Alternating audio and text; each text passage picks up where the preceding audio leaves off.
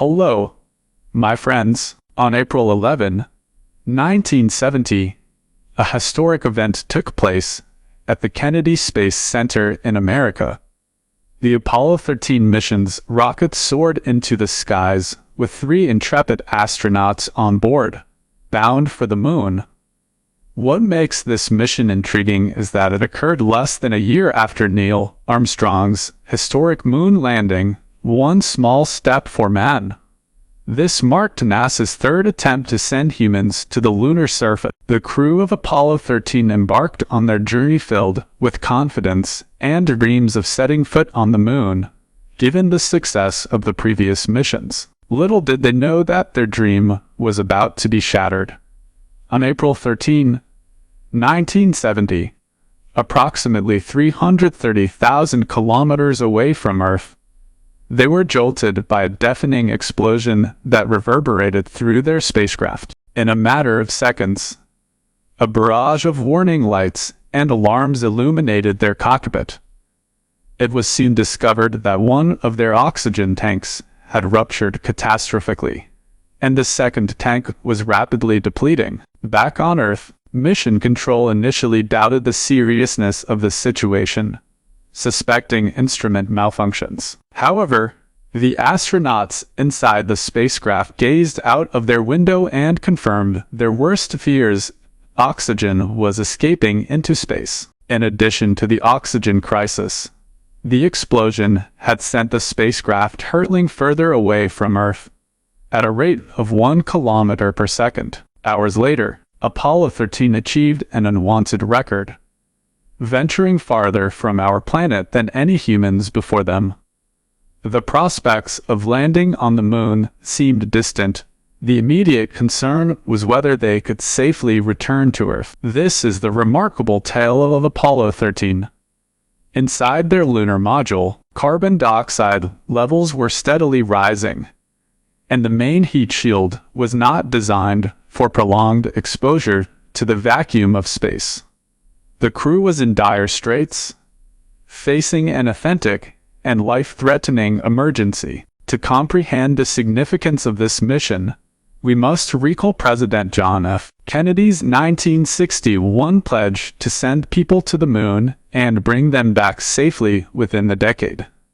This promise was made in the backdrop of the Cold War, as America and the Soviet Union engaged in a heated space race to showcase technological prowess. In 1969, both Apollo 11 and Apollo 12 triumphed, with astronauts landing on the moon and returning safely to Earth. Kennedy's promise was fulfilled, but an unintended consequence emerged: waning public and government interest in space exploration.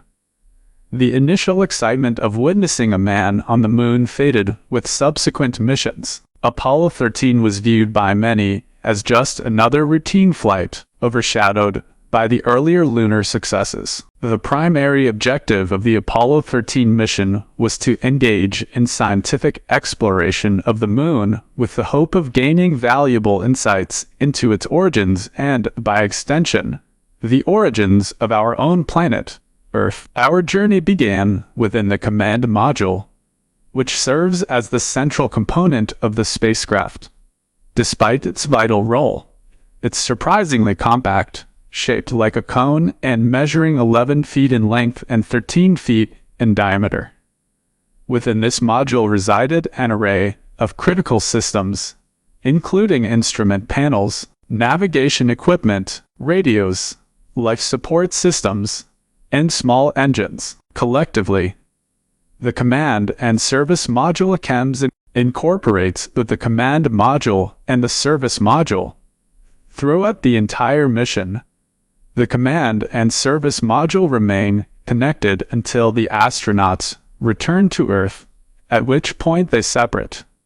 The Lunar Module, on the other hand, is the third essential component, designed specifically for lunar descent. After completing their work on the moon, it rejoins the CEMS module. Lastly, the Launch Escape System (LESA), while not central to the mission's objective, plays a crucial role in astronaut safety during launch mishaps. the less functions as a lifesaver in case of launch accidents, swiftly ejecting astronauts and moving them away from danger if a fire or emergency occurs.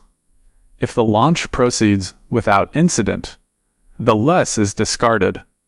On April 11, 1970, Apollo 13's launch went off without a hitch. The spacecraft carried a crew of 3 astronauts: Commander Jim Lovell, 2nd Lunar Module Pilot Fred Haise, and 3rd Command Module Pilot Jack Swigert. Interestingly, none of these 3 were originally slated for this mission as per the initial plan. A different trio of astronauts had initially been selected but encountered various issues that prevented their participation.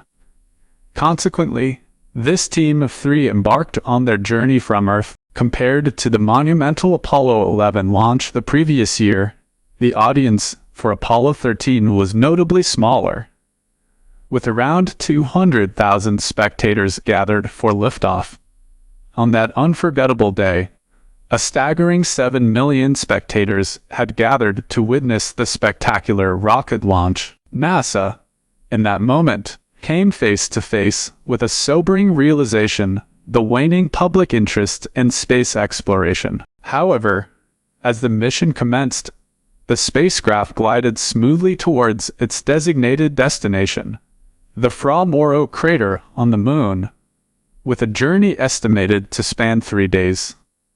The Moon, an enigmatic celestial body, harbored a colossal crater brimming with invaluable information about not only itself but also Earth. Amidst the initial 2 days of the voyage, a rather comical predicament unfolded when astronaut Jack Swigert discovered that he had forgotten to file his income tax return.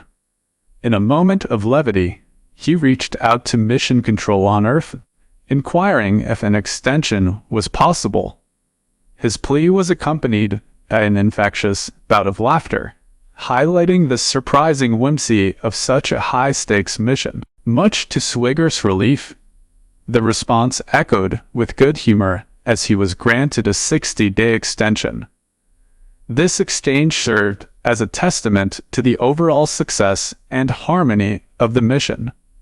The initial 2 days had their share of challenges, but at the 46-hour and 43-minute mark, the capsule communicator on duty declared that the spacecraft remained in impeccable condition. In fact, they confessed to being quite bored, a testament to how seamlessly everything was progressing. Meanwhile, Commander Lovell's wife made her way to the VIP room.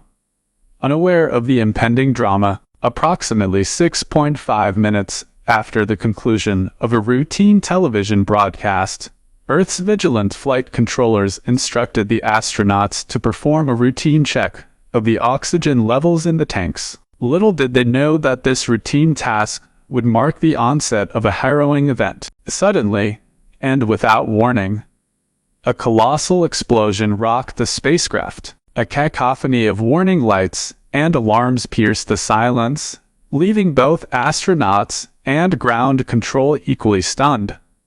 As foreboding as it had begun, the mission had taken an unexpected and perilous turn. Commander Lovell urgently reached out to Mission Control and conveyed a grave situation, saying, "Houston, we've encountered a serious issue." It was revealed that one of the oxygen tanks had completely depleted, and the second tank's oxygen levels were rapidly decreasing. Despite initial skepticism from Mission Control on Earth, it became evident that the instruments were indeed accurate, and swift action was imperative to save the astronauts' lives. The media, previously uninterested in the mission, now made it front-page news. The spacecraft's oxygen tanks were spherical, housing liquid oxygen, with a central heater converting it to gas. In Apollo, two oxygen tanks were employed.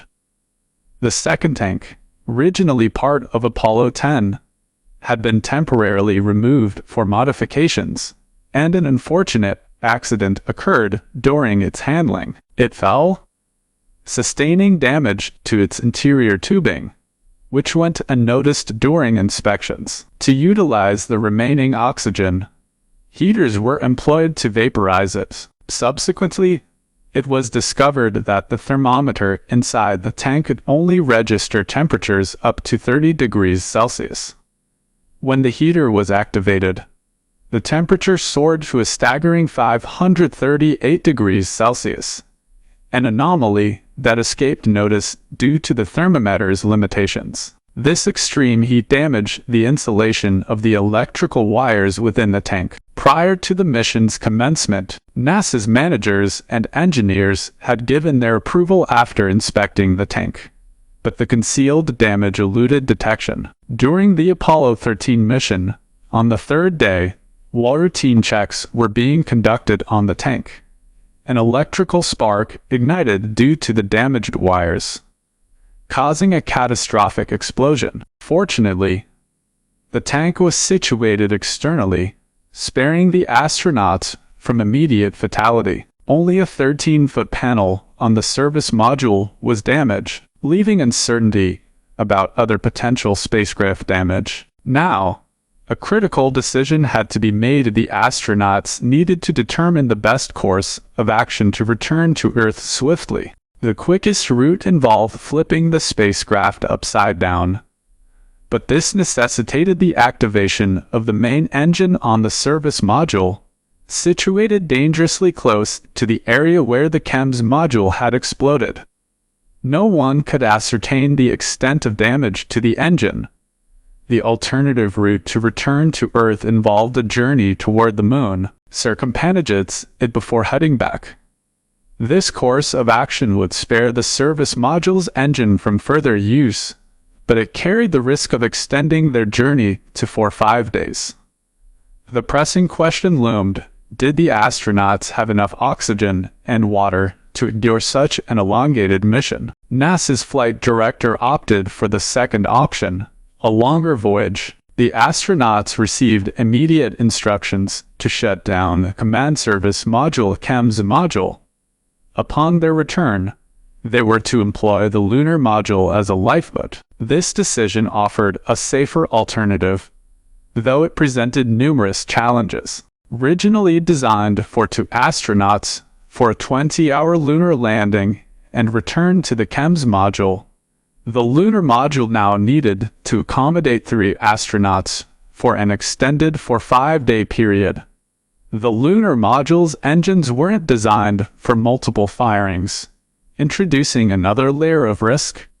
To conserve vital supplies and energy, astronauts were directed to deactivate all non-essential spacecraft systems, including the heaters. Efficient power management was of utmost importance. Following this plan, the astronauts settled into the lunar module and initiated the first engine burn.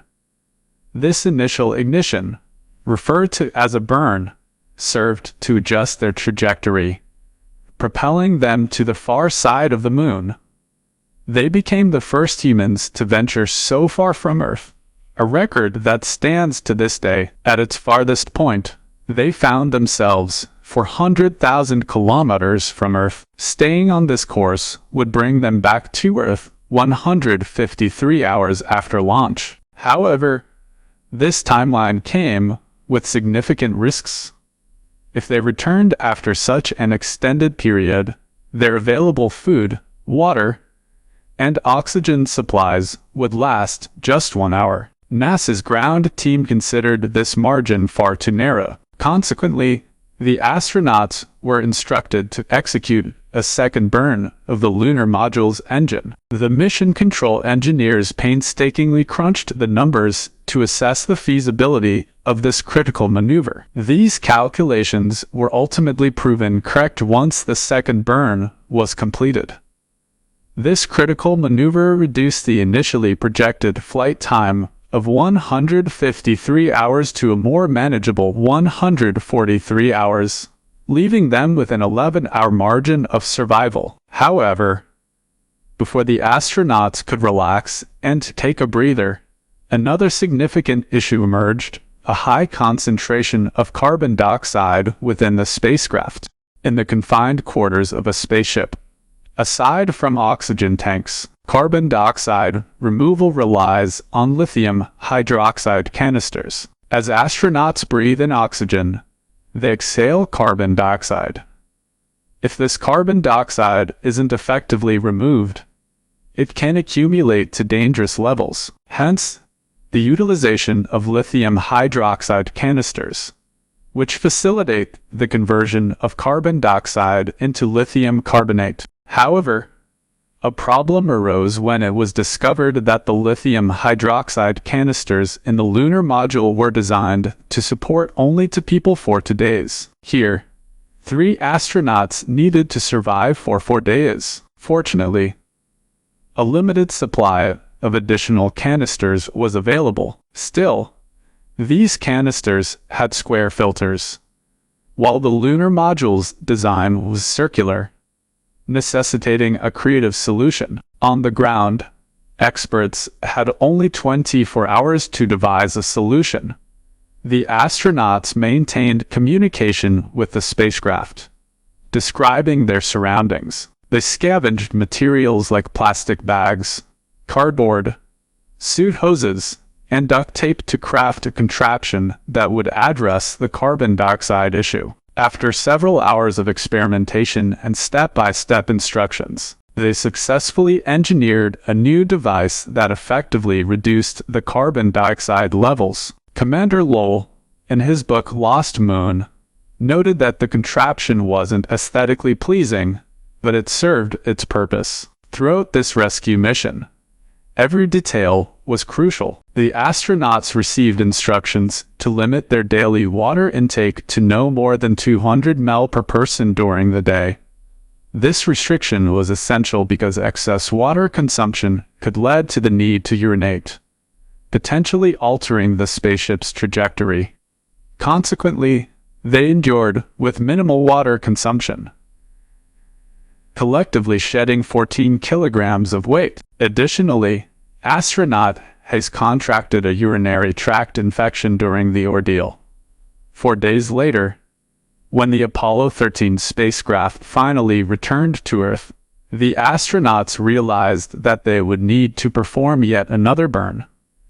It became apparent that their initial calculations had not accounted for the presence of cooling vapor within the lander, underscoring the intricacies of their mission. As a result of these events, the entire spacecraft faced a critical situation. Commander Lowell took swift action by igniting an additional lunar module burn, which successfully realigned the spacecraft's trajectory.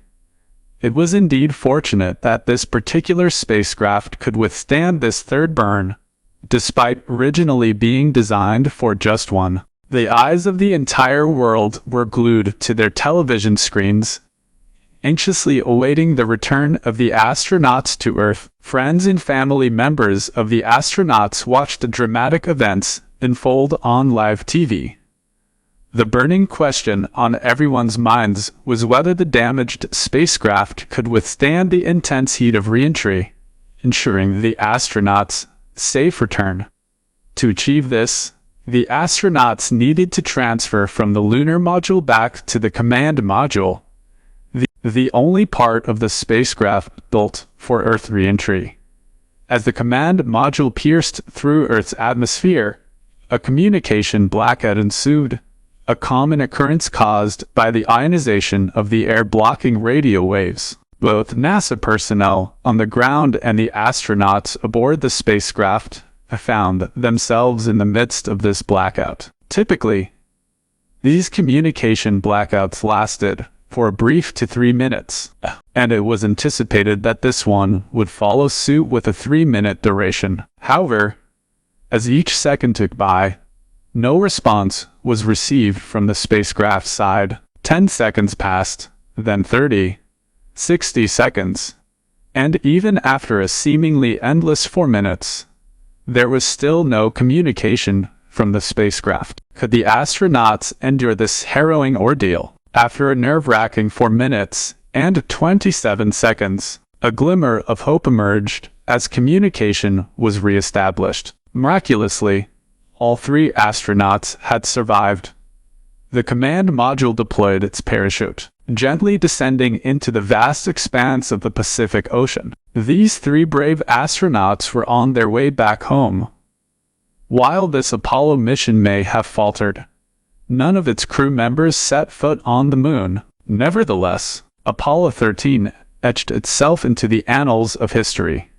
This historic rescue mission, showcasing the courage of the astronauts, inspired the creation of numerous books and films. Following a thorough investigation, NASA implemented a slew of safety measures to ensure that such incidents would not recur in future missions. Subsequent Apollo missions, Apollo 14, Apollo 15, Apollo 16, and Apollo 17, all achieved resounding success. On December 7, 1972, Apollo 17 marked the culmination of NASA's Apollo program.